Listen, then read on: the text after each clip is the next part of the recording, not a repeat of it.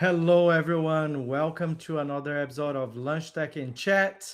I am in New Zealand, and there's a cyclone that is passing by here today. So, not a very nice day, but we've got a lot of cool topics to talk to you guys about. There was a hack in the Solana network that they exploited around $285 million. So, we're going to talk about that. The stuff happening on Anthropic, Claude, Claude Mythos, Vatican getting involved. So lots of good content here. But before that, let's go straight into the drift exploit. Will, I know you've got a lot of information about that. So let's unpack the drift exploit. What does that mean? And what does that mean to the Web3 and in all the crypto world? Yeah, so for I guess like just to wrap it up for those actually that don't follow necessarily kind of like Web3 very closely, the Drift protocol it is one of the biggest protocols, DeFi protocols, decentralized finance protocols within the Solana ecosystem. Solana being the Solana, the non-EVM chain, one of the biggest actually non-EVM chains. And this is just to be clear, this is not a protocol on the Solana network code base. Is actually it's on the it was an exploit that actually happened within kind of like an application within the Solana ecosystem, with the Drift protocol, and effectively kind of like is also the interesting part of this is specific one is not an exploit in the traditional sense that you and I and that you and I would actually understand an exploit, which is effectively normally in the crypto space when we talk about exploit is because there's some functionality within the smart contracts that is buggy, or there is some, for example, arithmetic operation within the smart contracts that actually leads to someone actually draining a particular smart contract. It's not that type of exploit here that we're actually really talking about. We're talking about a much more um, I guess, almost critical. I think it's very relevant for nowadays. It's like people are moving because of AI and everything that AI can generate across the multimodal space. A lot of people are moving towards trusting more in real life relationships with other humans as a way to effectively create a credential in a trust environment, because they cannot necessarily, they have to be very very careful in trusting everything now that they see online. And this is actually the importance of this specific exploit within Drift.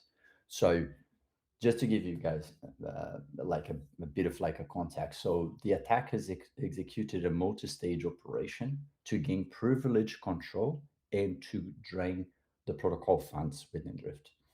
The important thing here is kind of like is that they managed to exploit anything between 130 million to 280 million, and then actually the deposits and withdrawals that had in the protocol was suspended after and during the incident.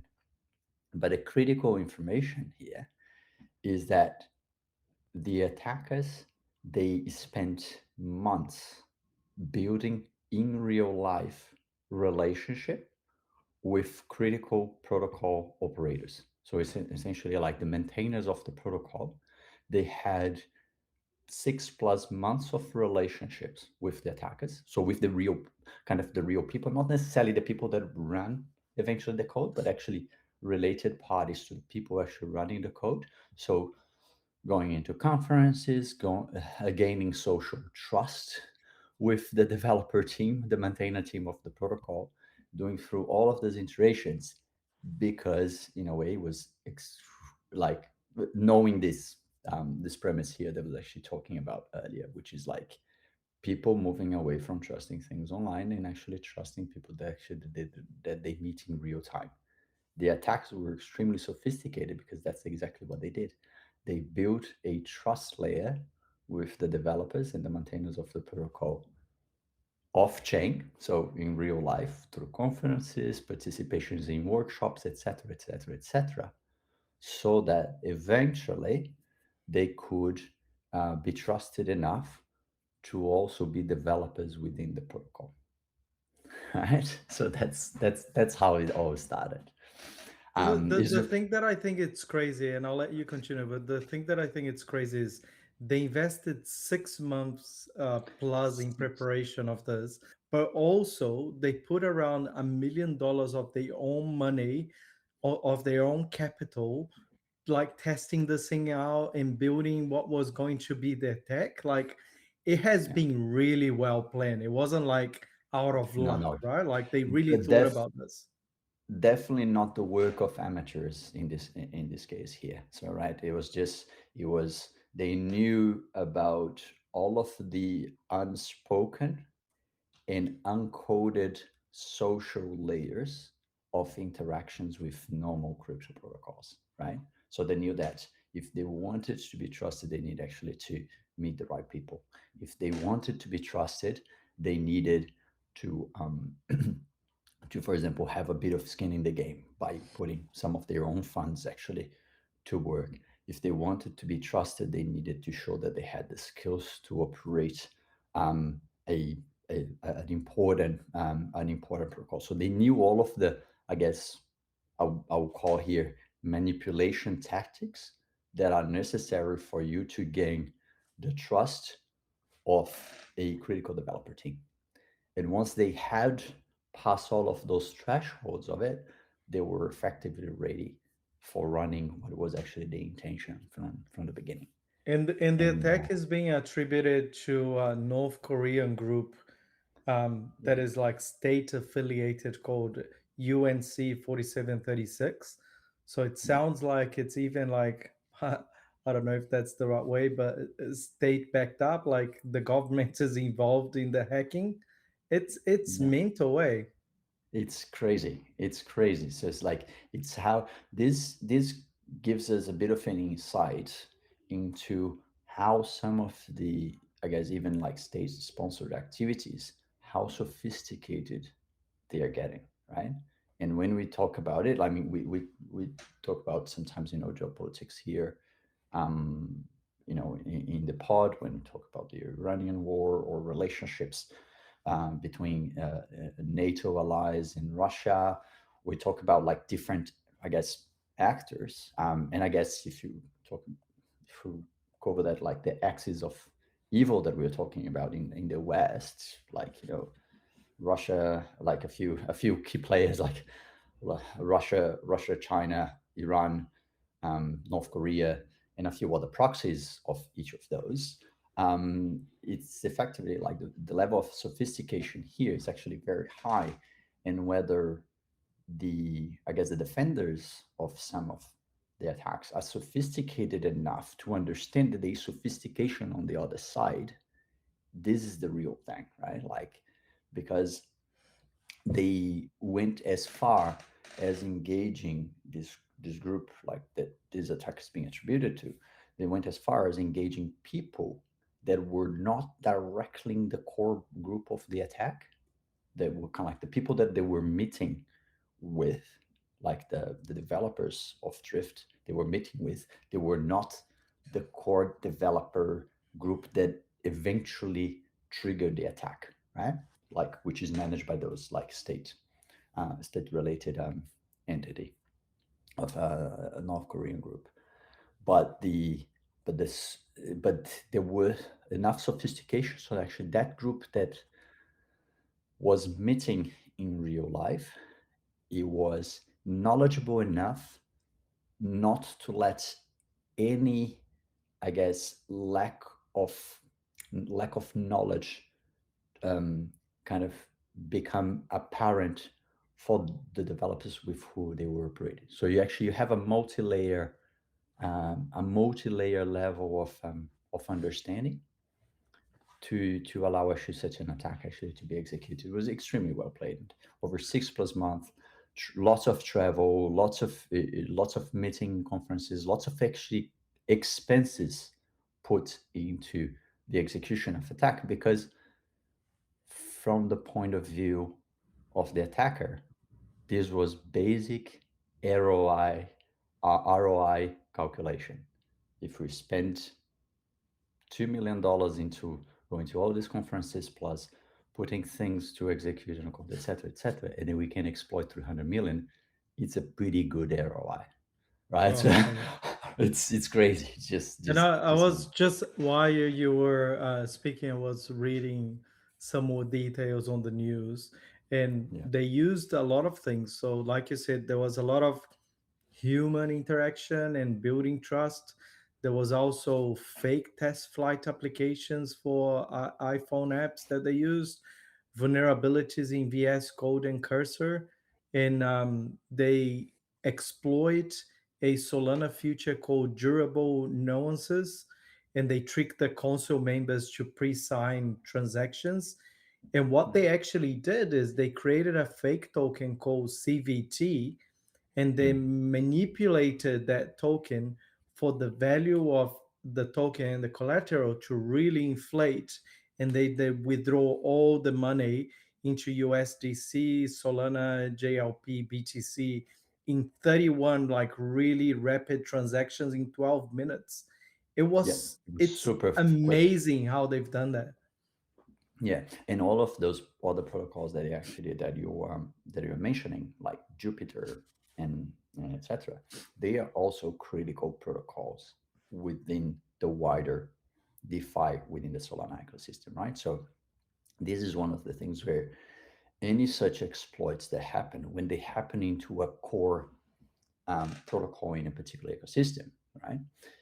when when that protocol gets exploited and funds drawn out of it, it doesn't only impact one protocol because of the level of composability that you have in crypto ecosystems, where one asset is collateralized on one system, borrowed into another system, is moved to another system actually to do liquidity mining operations and so on.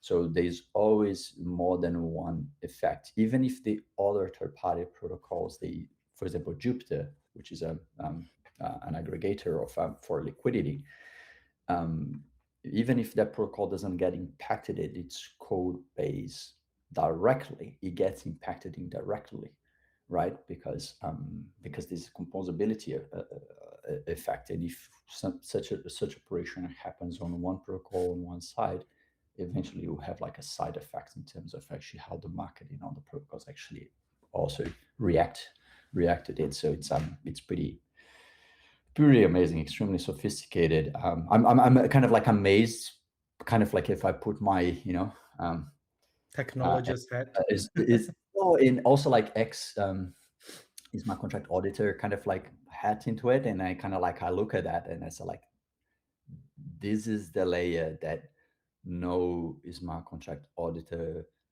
kind of like comes into, which is the social layer required to get to that level. Because it was, again, as I was saying, none of the smart contract auditing can prevent that specific type of attack from happening, because this was gaining trust from the humans so that you could execute codes for those humans layer on.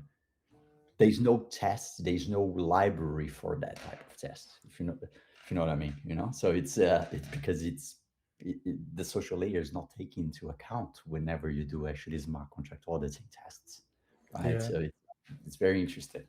And that's a really nice segue into the announcement in the beginning of April by Anthropic on Claude Mythos. So Claude Mm, Mythos is the new LLM, like a frontier AI model.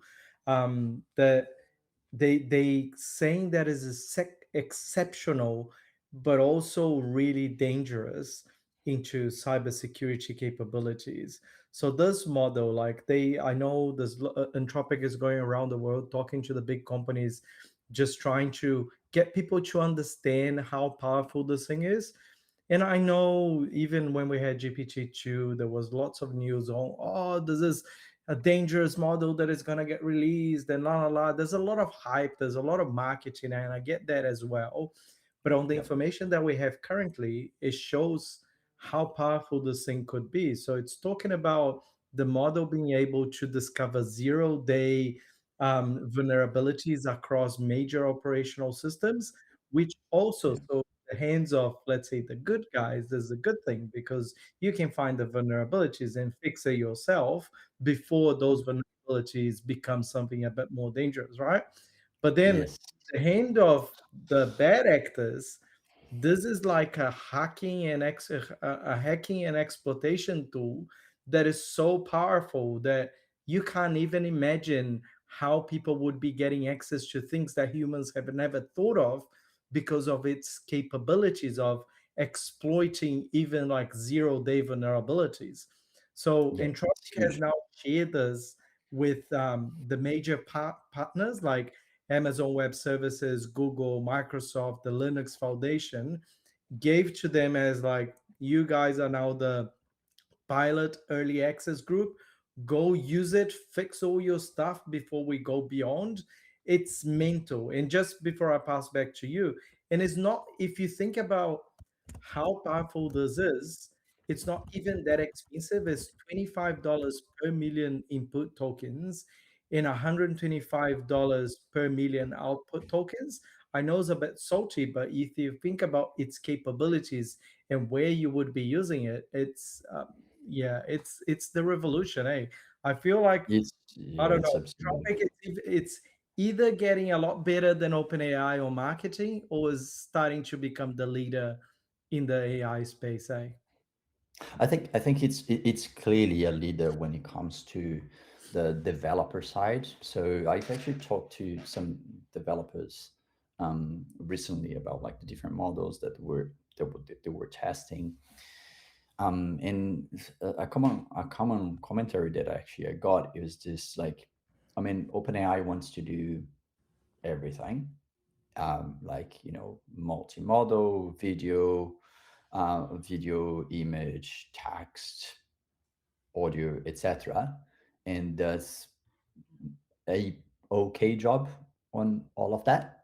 Whereas kind of Anthropic just wants to work for developers, right? And they are doing an amazing job. So kind of like they are unchallenged in a sense in that space because developers trust anything that Anthropic does when it comes to their workflows, kind of like software engineering, but they don't necessarily trust so much when it comes to the other things because the other models, because it's like, yeah, it's a bit multimodal for everything, but it's kind of not really good at the stuff that I should really want to do. So that's kind of like the common commentary that I've heard from quite a few developers now.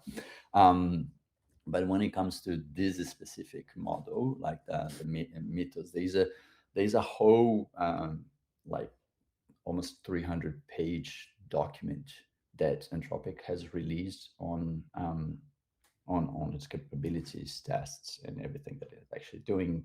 They decided not to release to the public, and one of the reasons was, of course, because he was an extremely good white and even to an extent black hacker that this that this model has become.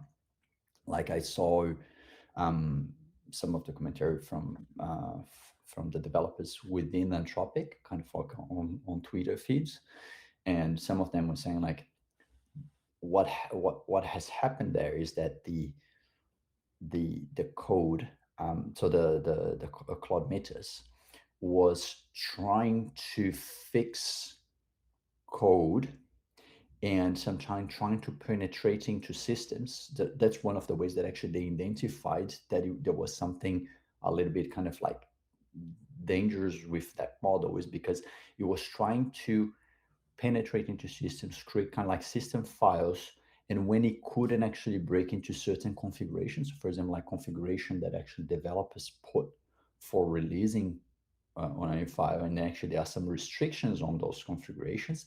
The model was trying to do workarounds to break into a configuration file to then penetrate the system, and after doing that, was effectively trying to delete, effectively remove any traces that he had done the action of penetrating into those systems. And that's when some of the developers within Anthropic realized, okay, there's something actually quite dangerous here about this model, because it's actually acting very much like a black hacker that goes into hacks into a system, kind of changes the configuration so actually can execute some code in a system that you wouldn't necessarily have access to. And then after that, trying to remove any traces that he has been there. That's exactly what the model was doing. And by doing that, the model started identifying exploits within operating systems that have been around and have been multiple penetration tests by security firms. Some of the exploits it has identified into things that have been around for 30 years that nobody had actually identified up until this point. So when they realized all of that, then then there was a whole bunch of, I guess, warning signs on the power of this model, and then even going all the way to some I mean pretty high up kind of organizations like the Federal Reserve, JP Morgan, and others that actually had to be called on to a meeting to effectively evaluate how systemic how systemic the risk could be if such model was released widely into the public, and then kind of systems that potentially manage trillions and trillions of dollars, or I guess systems that are related to healthcare, etc. If they had, if that model were in the hands of a bad actor with malicious intent, what sort of damage that actually could cause. Generally, you don't see the Fed of the general or the chairman of the Federal Reserve calling on meetings up within effectively 24 hours of a model being Released. released into the wild. You don't have the chairman of the Federal Reserve calling into things like this when saying like it is a risk, a systemic risk to financial systems because we don't know how that actually could be embedded. Right? Usually, you hear the chairman of the Federal Reserve talking about like a financial crisis or the fact that inflation is ramping up or anything related to that. You don't see a chairman saying like I'm calling a Talking specific about urgent technology. meeting to talk about hacking, right? Yeah. So that's not something that you see every day, and that's effectively some of the stuff that I have. So it was actually Scott Bessent, which is the head of treasury for the U.S. government, and then and the chairman of the Federal Reserve, Jerome Powell, and plus some of the leaders of Anthropic. There essentially were meeting actually to discuss some of the risks of having a model like this in the hands of bad actors. And you could again, related to our conversation before, I mean, imagine if the North Korean government and its proxies developers or even like Iran could have access to something like this, it would be fucking kind of like all over the place, right? So yeah, it's pretty critical The thing that development. concerns me is it's all good that Entropic is making all these buzz, and I get it. Like it's a real important topic to be talking about. Of course, we've seen buzzes like this before from OpenAI, from other companies. They ended up not being as big as it was spoken, but I believe this time seems to be a little bit different. So Anthropic has a framework that they call the Entropic Safety Levels, the ASL, and Hmm. they've reached ASL 3 this time. That's why they started making all this buzz around. So just to talk about what that is. So ASL 1 is like this model has no risk, posing no meaningful catastrophic risk, so it's fine. ASL2 is like an early warning. So a lot of the entropic models had that system showing early signs of dangerous capabilities. This standard includes training models to refuse dangerous CBRN requests and basic security against weight thief. So they had a few of those, and I'll tell you how they've been mitigating that. And then there's ASL3, which is where we are now, which is high risk. So system that significantly increases catastrophic misuse risks, requiring advanced security safeguards, including robust access control, real time monitoring, and defenses against sophisticated attackers. And the last one, which we haven't read yet, is ACL 4, which is sort of like a higher future risk, so not yet fully defined, intended for systems with advanced autonomous capabilities or super intelligence. So when we talk about AGA and stuff like that. And Mm, how has Entropic been sort of mitigating that? So Entropic really, they really focus and always talk about security and safety and concerns. That's why they pulled out from the US military and the CIA and etc., which sort of OpenAI is closing that gap now. But they yeah. have something really interesting. So the Vatican has a so Entropic has created a partnership with the Vatican um, to shape AI ethical foundations. Mm, So all interesting. the ethical guidance now from Entropic is coming from the Vatican, and it's like they're calling as a good, wise, and virtuous a framework. And there's a guy called Father Brendan Maguire. So he's a Catholic priest. He's a former Silicon Valley tech executive, and he's been Interesting. sort Okay. of really instrumental on writing this conscience of Claude. So he's helped on the Claude constitution, this principle of the uses of AI to make decisions, and Right. something that they calling the algor ethics, which is like the with the partnership with the broader Vatican, and Mm, mainly led by Friar Paolo Benanti, the Pope chief AI advisor. So the Pope has a chief AI advisor. He's interesting. helping on the algo ethics to describe like this implementation of human moral principles into machine learning.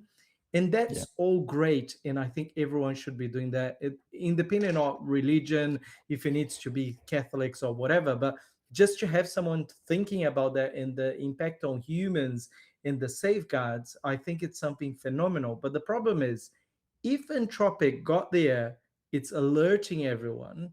So I've got two questions in my mind. First is has the Entropic been the first one, or just the first one to be talking about that because they concern about Mhm. safety? And the I, second question yeah. is, if Mhm. they are the first one, who guarantees that anyone else, because let's imagine Entropic is ahead of everyone else. If Yeah. someone else gets to this stage, who guarantees that that someone else will apply similar or frameworks like this to whatever they're building? So if Entropic got there, it means that it's possible, but they are doing something about it. And my concern is that other countries or other companies might not do the same. So this is what really concerns me. Yeah, no, I agree. I think, to be honest, I would love to bring into our pod and or put some effort into it. A couple of personalities that are very well connected with the Silicon Valley folks, which knows actually I guess the way of the land and who is doing what and what is it that actually that some of these um, the CEOs of some of these AI companies, like I guess the hyperscalers here that we're talking about, right? What is it that they are doing? What is it that they are talking in public, and what is it that actually they are talking in private? I would love actually to bring some of these guys actually to talk about it and some of the ethical kind of like elements to the story, so that actually we could actually get like a bit of a fuller picture with people that are very very close to that um, to the circle, right? And or have been previously close to the circle, even some of the ex employees of some of these companies that have decided to not participate anymore and go write poetry. There's a few of those, but I think when it comes to the ethics of some of these AI models, I don't know if you remember, Andre, but like just about what, a- 1 year ago or maybe around about, a lot of a lot of these companies had an equivalent of an internal governance bodies that used to deal with AI ethics and other things around controls of how these models evolve. And we all have heard that even though in the early stages of these companies, those groups or bodies or entities within those companies actually used to be actually had significant size. There's been a lot of, I guess, um, uh, reported news that a lot of those groups that used to deal with those aspects of, I guess, what is it that we should allow and not allow actually some of these AI models to do. A lot of those groups of ethics have shrunk significantly after that event where Elon Musk and others were calling for a worldwide coordination of preventing AI models from going rogue. And then there was like even like those letters, signed off by 500 or so kind of like top And AI if I can people just around the add, world. if I Yeah, can just add, this shrinking also happened because although the Western world have been trying to put a lot of sort of frameworks on ethical usage of AI on top of AI, other countries mm, like China haven't, and that exactly. allowed them to evolve a lot faster than Western countries or the US mainly. So Or they at least had to compete, drop, right? yeah, so Yeah, they had to drop some of those safeguards, or not the safeguards, but they had to drop the, I'll call it bureaucratics, but it's not really the word that I'm looking for. But the yeah, bureaucracy around that, so they could evolve fast and keep pace with countries like China, right? yeah. I think there was a part of it. It was a kind of like a commercial decision, not a kind of a purely kind of maximum. Safe. I would, yes, safety or maximum humanity good decision. I don't think necessarily those aspects were taken into account. It was more like commercially, if we have what we perceive as the bad guy out there, the power of some of it before me, will I want to have more power before the bad actor actually gets into I guess in the hands with the most powerful model Yeah, but possible if you think as a country, imagine like they're as a using country. those Yeah, LLMs for warfares, right? Like if yeah, someone yeah, is ahead, they need to catch up. They need to be ahead.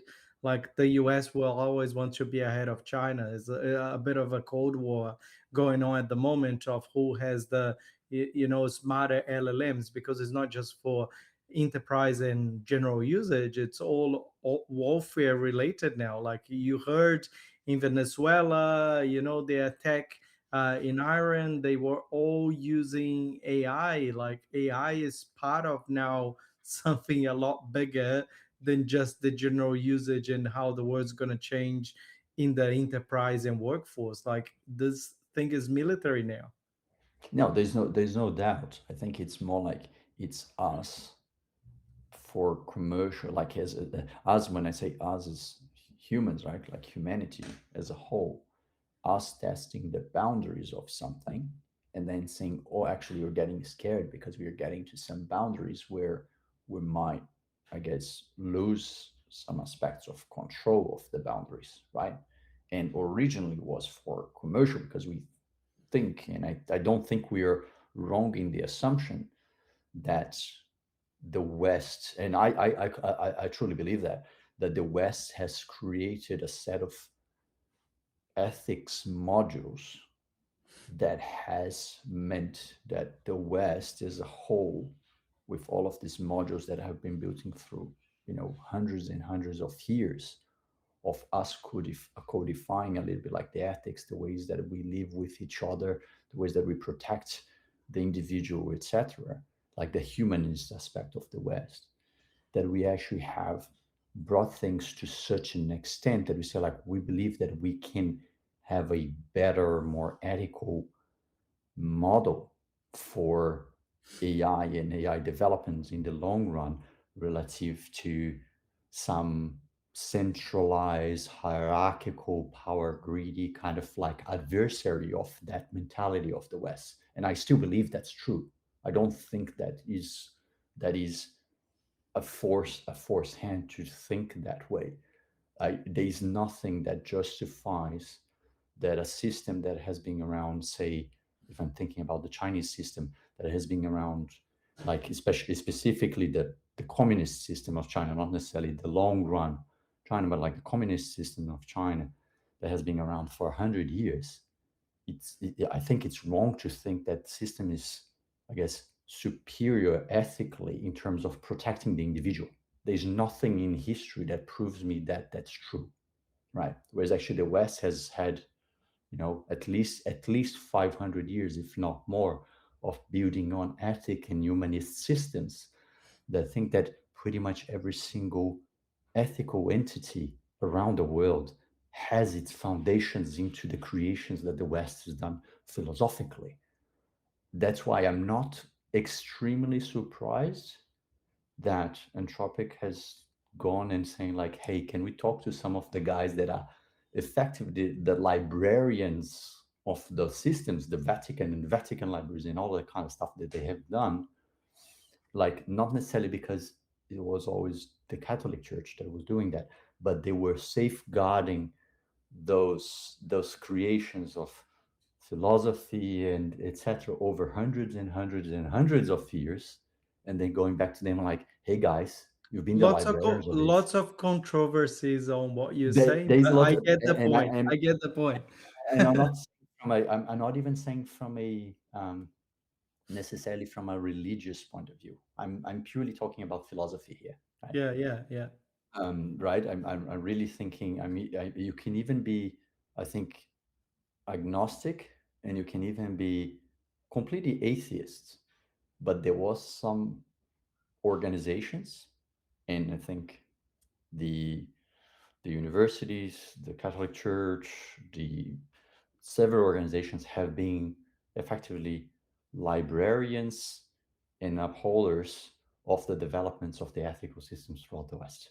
And Yeah. that could include, completely could include um, atheist, humanist thought, which is something, again, unique to the West. It's only in the West something like this has been developed. And Like this. let me add you some other cool stuff from this Vatican AI sort of drive that is happening from the Pope. It's quite interesting. Yeah.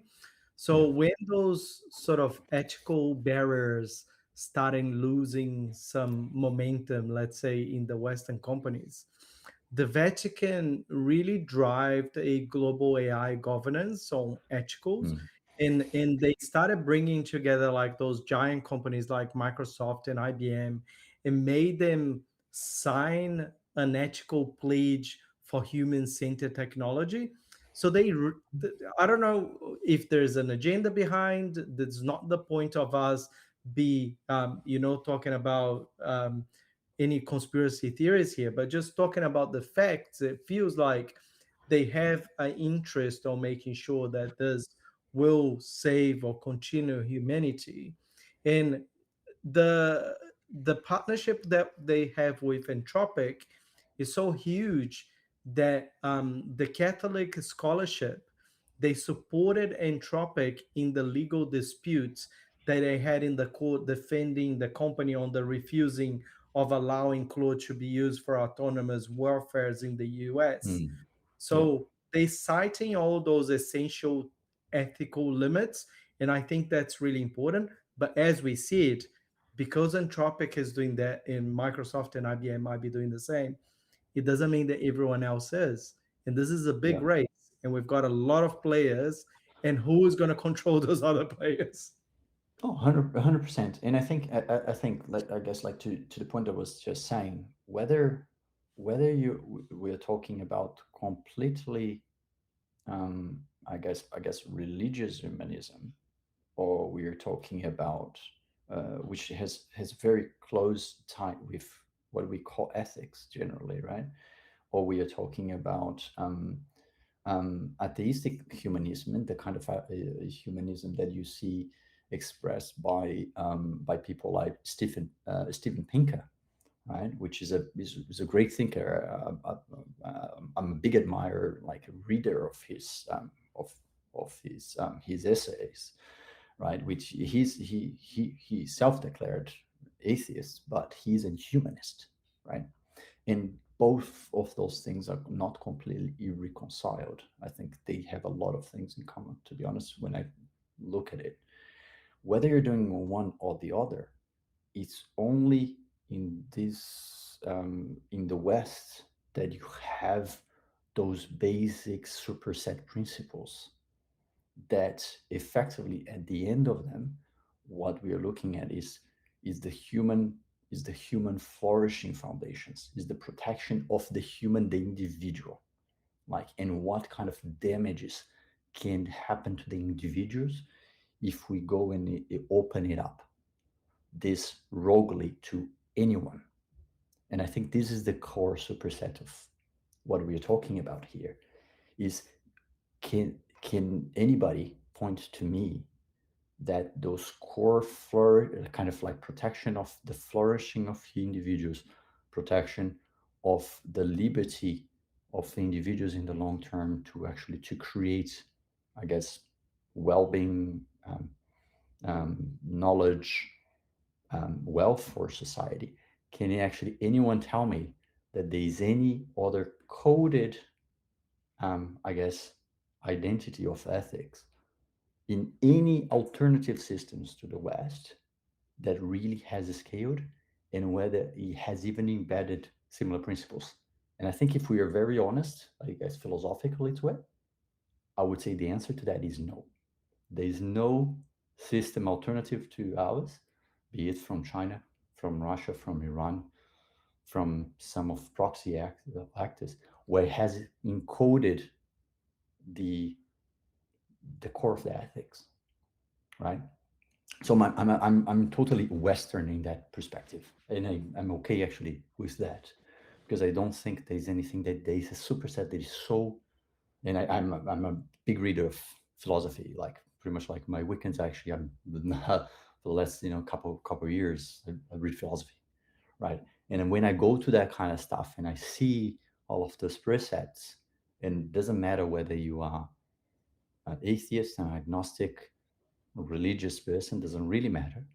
Is the fact of the matter is that actually the principles of ethics with the protection of the individual at its core, no alternative system has provided other than the build up of like the 500 plus years of ethics and philosophy in the West. No other system is not even close to it, to that Yes, protection. I was doing some research here in China, and it feels like China, they issued a proposal formal position paper called Global Agreement on AI Ethics and Governance, but it's Yeah, more focused on sovereignty and control.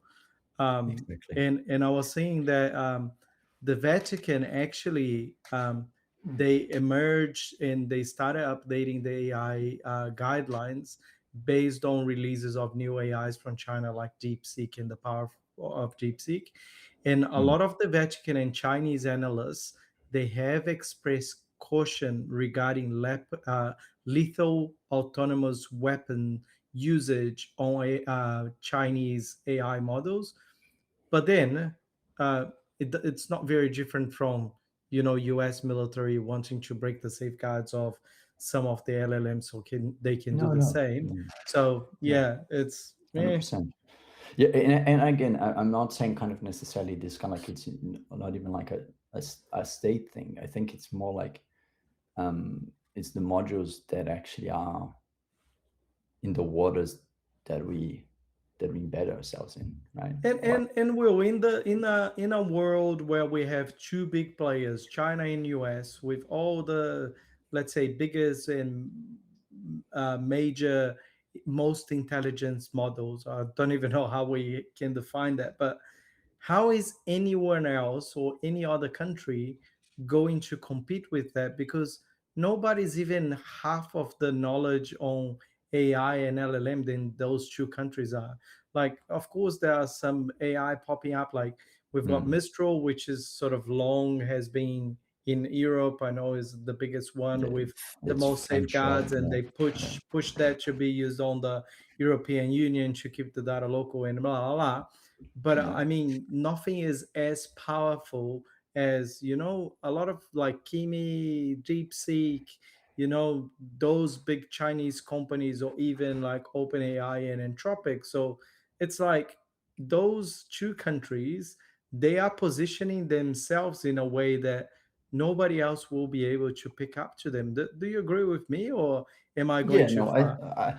I did think that there's so I don't necessarily would say it's a country thing. It's kind of a like somewhat a coincidence that the development of the private sector for these AI models is coming out of one or the other. It's not entirely surprising, but I would separate uh, the private the private company, the entity that is actually developing the AI model I from agree. I know where you're going, but let me just yes. add to what you're saying. Imagine you have a country. So Hmm. let's say, I don't know, Brazil, okay? So Yep. Brazil, the US now is stretching to attack Brazil, and they're gonna be Hmm. using AI, and all the AI technology in Brazil is like, oh hell, we don't have anything. What are we gonna do? So let's say Brazil goes and partners up with China, and now they're using a Chinese model to protect themselves. So that's driving autonomous weapon in a warfare against the US. At some Yep. point, Brazil pivots and the relationship with China is not great anymore. What's China gonna do? It doesn't matter which company Brazil is paying and how much money it is. The Chinese government is just gonna close the tap and say, now you're not using my models anymore. And now the Hmm. sovereignty of Brazil is gone because Brazil doesn't have any AI. You know what I mean? Like, I Yeah, know it's I do. private companies, but I they are absolutely. under a Yeah. country. I absolutely do think, and I don't think necessarily this is only something that is applicable to AI on its own. I think No, it actually of is course not. applicable much wider to to than Technology, a AI. lot of other things. Yeah. Technology, relationships, I guess circles of ethics be, Weapons. circles of ethics between countries, what values kind of like countries and companies Share. kind of adhere to, all that kind of stuff actually comes into place here. Yeah. Yesterday, surprisingly enough, like I was actually listening to the podcast, another podcaster that actually I listen pretty much to every single podcast that he puts out because I really respect the way that it articulates actually his thoughts. Podcast from John Anderson. He was the ex deputy prime minister here in Australia about a decade, about a little bit over a decade ago, and he was actually talking to these Japanese um, foreign ex ambassador to Australia and to the US and to the UK and other countries, anyways. And there was actually, it was quite surprised to when he was describing kind of the relationship that actually Japan has, for example, with China, and how Japan acts as the canary for what happens in China, and kind of like Japan in the talk was actually very clear how Japan has a trust network with Western countries that pretty much no other, I guess, Asian country has, and that reflects into the flows of trades, the circles with which actually Japan seeks, etc. And one of the great partners of Japan is actually Australia, right, where I live, and the and it was actually very interesting to see that actually a lot of the conversation of that ex ambassador was around the values, was the fact that actually Japan adheres to similar values of democratic, the rule of law, kind of like I guess the the importance of the individual and etc. within Japanese society, which is actually pretty much kind of almost alone in all of Asia. in that sense, right? Um, and in the for kind of like building those circles. So coming back to the AI thing and to your to the scenario there of like, for example, China providing um, LLMs to a country like Brazil, that I think sits within the Western kind of like wider scope. I think it is going to become very important for for countries and companies worldwide to actually to make a decision around the values they adhere, who they actually want to be associated with ethically, etc. When they adopt technology, because technology is just a way of actually putting something into a process that reflects the ways that you think and the ways that you want to act, and it goes beyond just like creating a website or creating an application for people. Is actually, from in my view, it also is about what sort of values do I actually reflect that I want to see in the way that my country behaves and it's perceived around the community of humans around the world. So if you go full on, like, for example, your country like Brazil, you go full on and adopt everything that is China. My whole thing is actually embedded in China. At some point, if your values do not align to the values of your provider, to the values of your provider, then then then at some point you are going to find yourself in a conflict with it. And if you've embedded yourself too deeply into that thread, and all of your calculation into embedding yourself was a purely economic calculations because the Chinese models were cheaper, the Chinese hardware was cheaper, this was cheaper, etc., etc., etc., you find yourself as a vassal Yeah, you of get that slaved value. off. You get You get slaved off. slaved. You're going to be Yeah. completely slaved of it.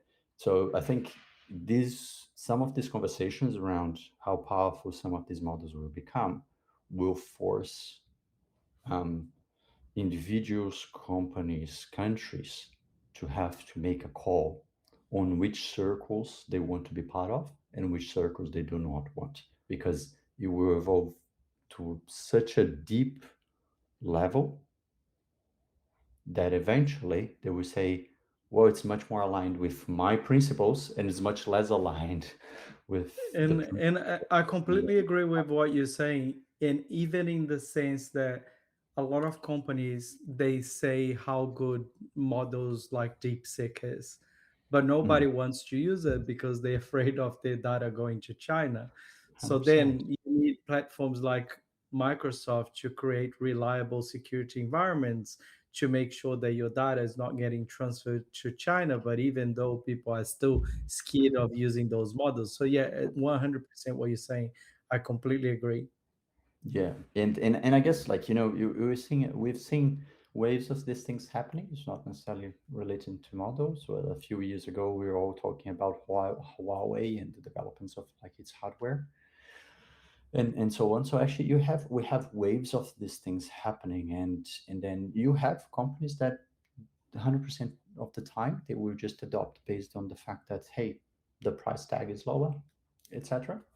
But then eventually, as things actually evolve, or like, for example, like what's happening right now with the semiconductors and all of the, I guess, threats to the global chains of like semiconductors, with Taiwan being one of the biggest providers actually of the global chain of semiconductors around the world. So we have like significant like choke points as well that could happen, and people are actually having to make decisions around them and seeing how the long run of that will impact them.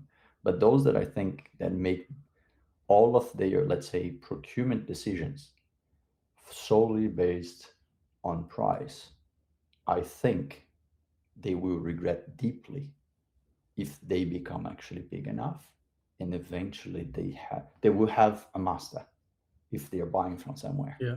Yeah. Which master do you want to have?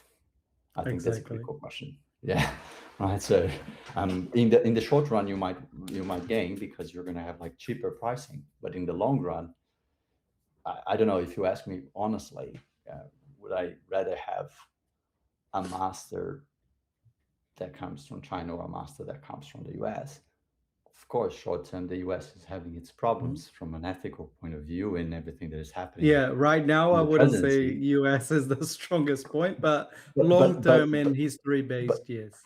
but I see if you look back into the history, maybe this is a bump in the road, and you say, hey, has been a provider and has been in that circle of kind of like, I guess, aligned with similar values to the West for hundreds of years, right? So if you go back in history, you say, well, be much more aligned to that, right? Than China. Or I mean, it might be it's bumps into the road, but if it was a life and death decision, I don't think personally there's nothing that I would say I would definitely go for China. No, there's no way. Yeah. Right? It's like This if it was a life and death decision, I would say I would go actually for stuff that actually have similar principles in terms of the overarching direction. Even though there are maybe bumps in the road, there's always bumps in the road, but I get overarching what you're direction, I saying. think It's is like still there. aligning values, even though the values don't align at the moment. It used to Exactly. align, and we believe that it might align in the future. But yeah, we're Exactly. from a Exactly. Western country talking about Western countries, so it makes total sense for us. Probably Yeah. for our Asian listenings, they are like, oh, you guys have no idea what you're saying. But that's a Yeah. topic for next Maybe. time. Maybe. That's a, So that's a topic please, for. yeah, Yeah. put it in the comments what you think, what you thought of our discussion today. Will, for whoever has listened all the way to the end now, what should they put in the comments to prove that they listened to the whole podcast? Oh, we could actually say something along the thought systems. I think that's reasonable. Pick a word or a couple of words. Um, yeah. Yeah. Mythos was a big big Vatican uh, mythos. Vatican mythos. Yeah. Yeah. Yeah. Together. Hashtag Vatican mythos. Cool. Thank you very much, everyone, for listening to our podcast. Thanks for all the large number of emails that we have been receiving. That's amazing. Will and I, it's really hard schedule, but we'll get it to a point that we'll start replying to everyone. So thank you very much. Keep it up. Keep listening to us. Forward our podcast to your friends, to people that you like, for your enemies that might like our podcast as well. Why not? And yeah, just keep us in the loop of your life. Thank you very much. Thanks, Will, and I'll see you next time. Awesome. Thank you.